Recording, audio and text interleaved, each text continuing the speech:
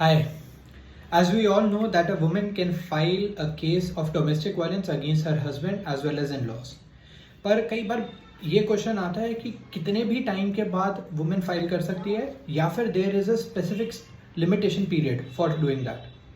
Now 2022 तक law ये कहता था कि a women has to file a case of domestic violence within 1 year from the date of domestic violence.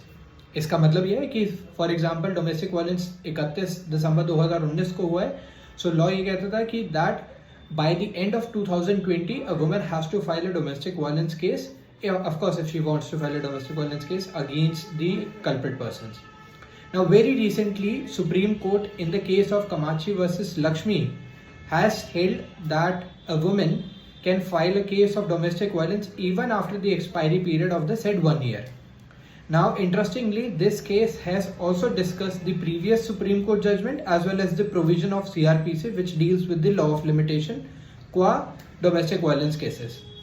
इसकी पूरी डिटेल रिसर्च हमने एक आर्टिकल में करी है, जो आर्टिकल लाइव लॉ जो कि बहुत एक लीडिंग वेबसाइट है लीगल फील्ड में, उसने कवर करी है. उस आर्टिकल का लिंक इस डिस्क्रिप्शन में दिया गया है. आपको अगर डिटेल में पढ़ना है about law of limitation qua domestic violence proceedings, you may refer to that link and read the entire details.